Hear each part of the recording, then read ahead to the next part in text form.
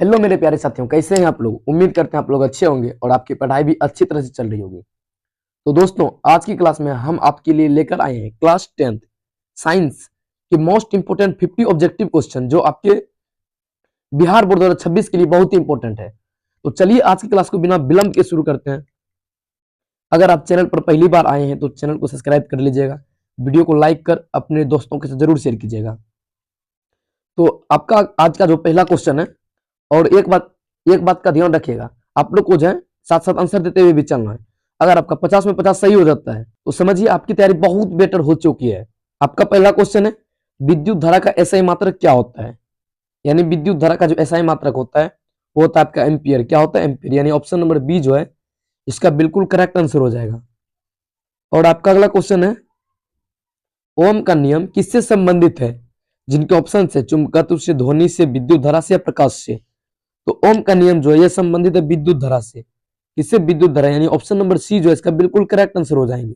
और है आपका अगला क्वेश्चन, ये तीसरा क्वेश्चन जो है, विद्युत शक्ति का सूत्र क्या होता है। ये बहुत ही इजी क्वेश्चन है, इसका आंसर आप लोग को कमेंट में देना है।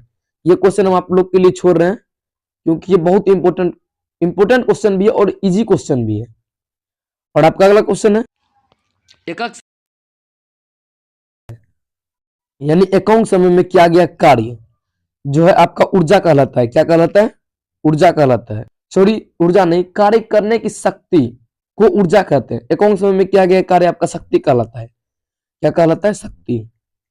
और आपका अगला क्वेश्चन है, दर्पण में बना प्रतिबिंब हमेशा सीधा होता है। यानी किस दर्पण में प्रतिबिंब बना हमेशा सीधा होता है। जिनके ऑप्शन है अवतल दर्पण, उत्तल दर्पण, समतल दर्पण या कोई नहीं। तो समतल दर्पण में बना प्रतिबिंब हमेशा सीधा होता है। यानी ऑप्शन नंबर सी हो जाएगा इसका बिल्कुल करेक्ट आंसर। जो हमारे घर में दर्पण होते हैं उसी को समतल दर्पण कहते हैं। और आपका अगला क्वेश्चन है, आवेश की एसआई इकाई क्या होती है। आवेश जो है इसकी एसआई इकाई होती है, जिनके ऑप्शन है कूलम, एम्पियर, जूल या वॉट। तो आवेश की आवेश की एसआई इकाई होती है आपका कूलम। क्या होता है? कूलम। यानी ऑप्शन नंबर ए जो है इसका बिल्कुल करेक्ट आंसर हो जाएंगे। और आपका अगला क्वेश्चन है, ध्वनि तरंग किस प्रकार की तरंग है। अनुप्रस्थ, अनुदैर्घ्य, विद्युत या प्रकाश। तो ध्वनि तरंग एक प्रकार का अनुदैर्घ्य तरंग है। कौन सा तरंग है? अनुदैर्घ्य। और आपका अगला क्वेश्चन है, प्रकाश की चाल निर्वात में होती है। जिनके ऑप्शन है 3 × 10⁶ मीटर पर सेकेंड स्क्वायर, 3 × 10⁸ मीटर पर सेकेंड स्क्वायर, 3 × 10⁴ मीटर पर सेकेंड स्क्वायर, 3 × 10⁻10 मीटर पर सेकेंड। तो इसका सही उत्तर हो जाएगा आपका 3 × 10⁸ मीटर पर सेकेंड स्क्वायर। यानी ऑप्शन नंबर बी हो जाएंगे। और आपका अगला क्वेश्चन है, जल का रासायनिक सूत्र होता है। ये तो बहुत इजी क्वेश्चन है, इसका आंसर हमको लगता है नहीं बताना चाहिए लेकिन बता देते हैं। जल का रासायनिक सूत्र होता है H2O। क्या होता है? H2O। और आपके लिए एक क्वेश्चन, जल का जो है द्रव्यमान सूत्र क्या होता है। इसका आंसर आप लोग को कमेंट में देना है। बहुत इजी क्वेश्चन है, इसका आंसर आप लोग दे देंगे कमेंट में। और आपका अगला क्वेश्चन है, अम्ल का स्वाद कैसा होता है। तो अम्ल का स्वाद होता है जिसका पीएच स्केल 14 का होता है, जिसका पीएच मान जो ये मान लीजिए 0 है, पीएच मान 7 से कम हो वो अम्ल होता है, 7 से अधिक हो वो क्या होता है? क्षार होता है।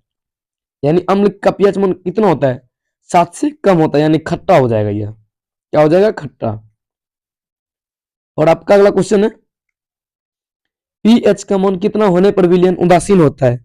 तो पीएच का मान जब 7 होता है यानी बीच में हो, मिडिल में, जैसे ये 7 हुआ, 7 से अधिक ये हो गया, 7 से कम ये हो गया, 7 से कम अम्ल, 7 से अधिक क्षार हो जाएगा।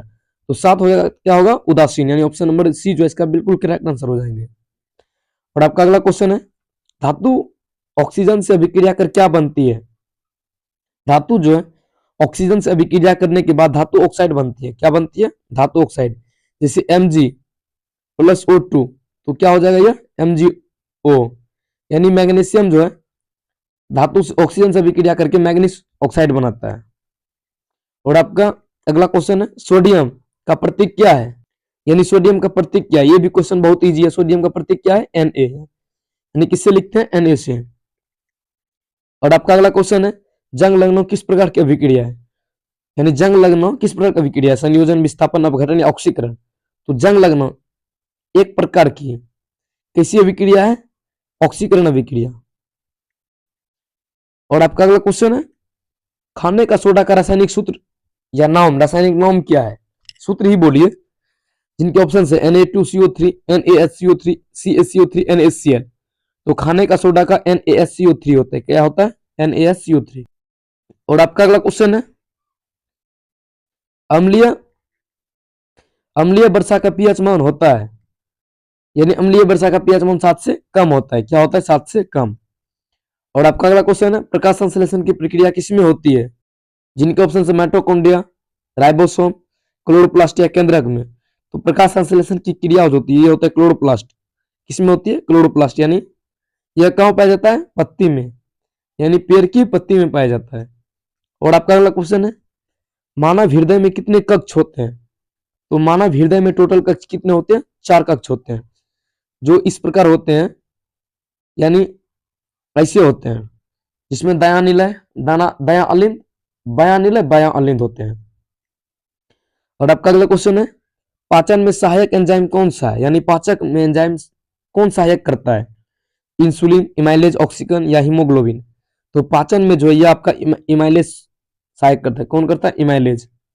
और आपका अगला क्वेश्चन है, रक्त का लाल किसके कारण से होता है?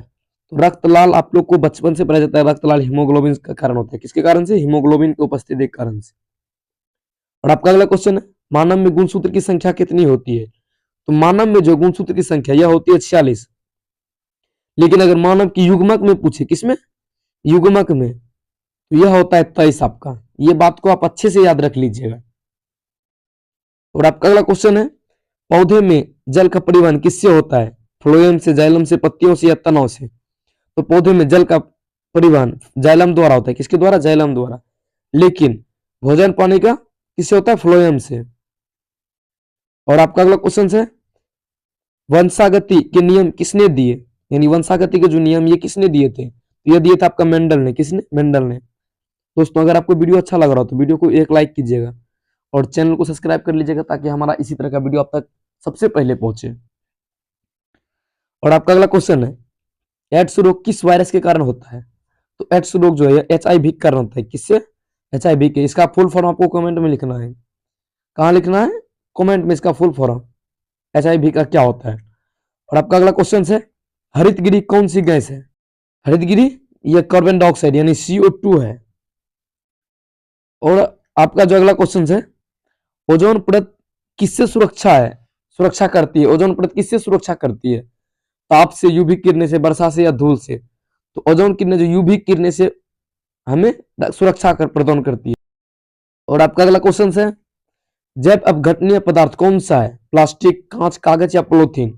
तो जैव अपघटनीय पदार्थ जो है यह आपका कागज है। क्या है? कागज। यानी ऑप्शन नंबर सी हो जाएंगे इसका बिल्कुल करेक्ट आंसर।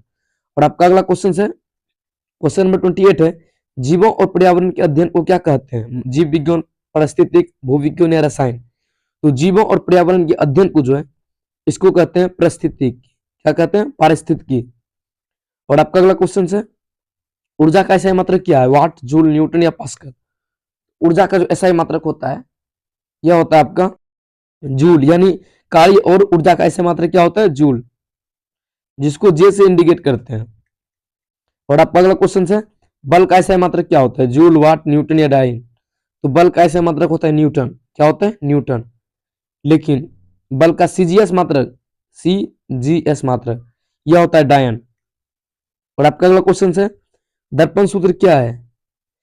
इसमें दर्पण सूत्र कौन सा है? दर्पण सूत्र 1/F बराबर 1/V प्लस 1/U। इसको प्रूव करने के लिए भी 5 नंबर में पूछता है, तो इसको प्रूव करने के लिए आप लोग जरूर सीख जाइएगा। और आपका अगला क्वेश्चन है, सबसे हल्की धातु कौन सी होती है? सोना, लोहा, लिथियम या तांबा? सबसे हल्की धातु जो होती है यह होती है आपका लिथियम। क्या होती है? लिथियम। और आपका अगला क्वेश्चन है, CO2 का मुख्य स्रोत क्या है? पौधे, ज्वालामुखी, ईंधन दहन या जल? तो CO2 का मुख्य जो स्रोत है वह है ईंधन दहन। क्या होता है? ईंधन दहन। और आपका अगला क्वेश्चन है, मानव शरीर की सबसे बड़ी ग्रंथि कौन सी है? अग्न्याशय, यकृत, थायराइड या पिट्यूटरी? तो ग्रंथि का अगर बात पूछे तो यकृत है।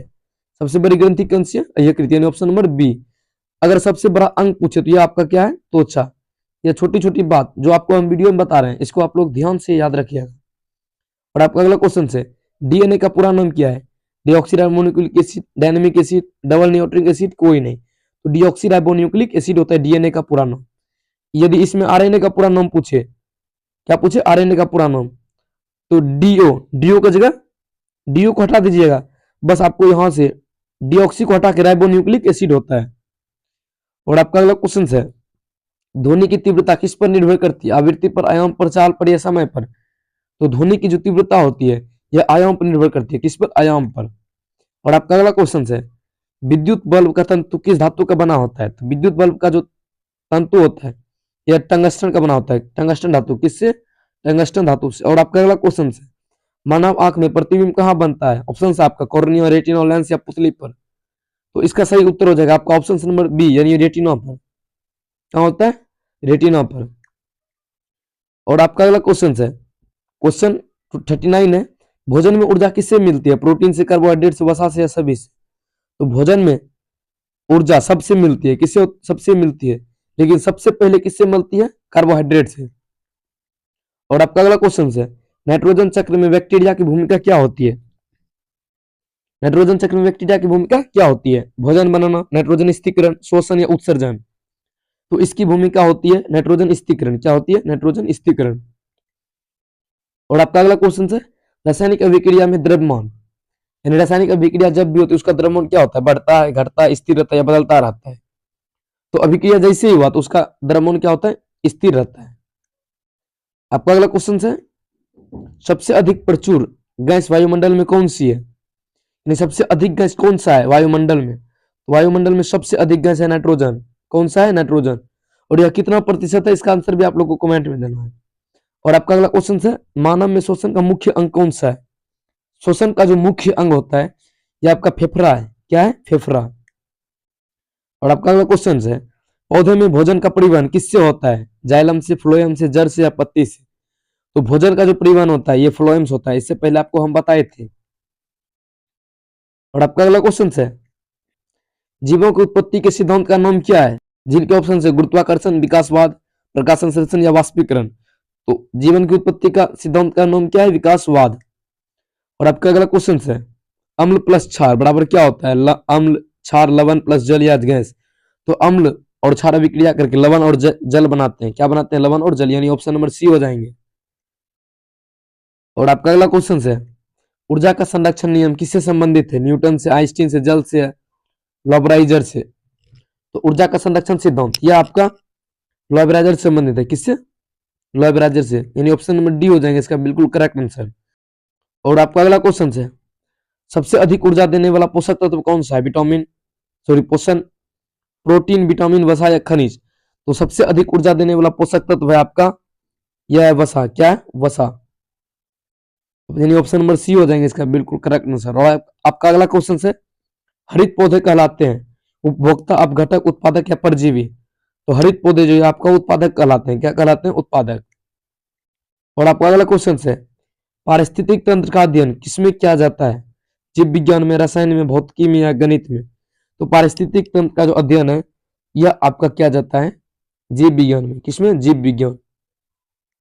ऑप्शन नंबर ए हो जाएंगे इसका बिल्कुल करेक्ट आंसर। तो दोस्तों ये थी आज की क्लास। आशा करता हूं आपको ये क्लास अच्छी तरह से समझ में आया होगा। अगर आपको आज का वीडियो अच्छा लगा हो तो वीडियो को लाइक करें, चैनल को सब्सक्राइब करें और अपने दोस्तों के साथ जरूर शेयर करें। और हाँ, एक बात ध्यान रखना है, आप लोग का जितना आंसर सही हुआ है कमेंट में फीडबैक जरूर दे के जाएं।